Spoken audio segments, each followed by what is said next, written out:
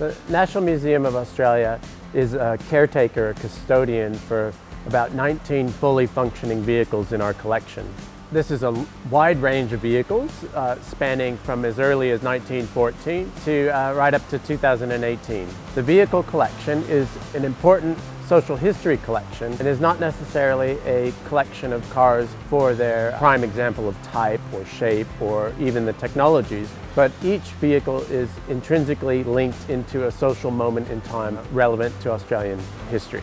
The function of the vehicles is critical to our understanding of the vehicles and helps to put in the social context around what it took to develop the vehicles, but also what it takes to maintain them, and also allows us to explore some of the forgotten trade skills that are involved in preserving them. They're fully functioning vehicles. These vehicles all can run and start them up, all the lights work, all the bells and whistles work. The National Museum's vehicle collection spans a wide range of vehicles. We have vehicles that are important in our collection, and some of the most significant being our Holden prototype, but also in our collection is vehicles that had different sordid histories. Some were the first vehicles to drive from London to Australia, for example. Another one was the first car to go circumcontinental around Australia.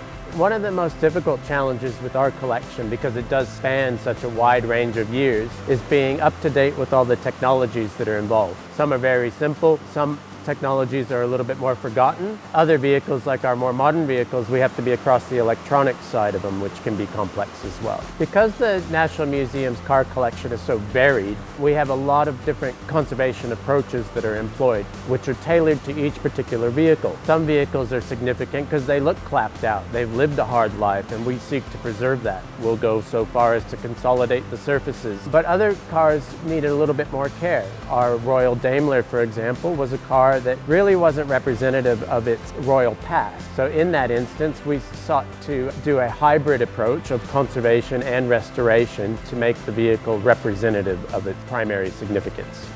The National Museum has this vehicle collection and can be used in a wide variety of ways. One way that I like to see the collection being used is by introducing car fans to vehicles, immediately grab their attention, but then talk about the care and conservation that we have, and then talk about the significance of some of the vehicles that we have in our collection. On one hand, you can bring in our Brabham race car, which is a fantastic car and everyone's immediately drawn to it. But then we can talk about how we preserve it. We could then equate that to what vehicles we bring in the collection, and suddenly we may be on a discussion about land rights in Australia with some of our other vehicles that have that significance. There's a few cars in the collection that I really appreciate. My favorite car would be the Brabham BT23, because Jack Brabham's Tasman Series race car. This is a fantastic car and really exemplifies Australian ingenuity in engineering. Another favorite car of mine is this little Citroen, affectionately named Bubsy. This was the first car to go circumcontinental around Australia. It's a very small vehicle, very simple vehicle. It's from 1923.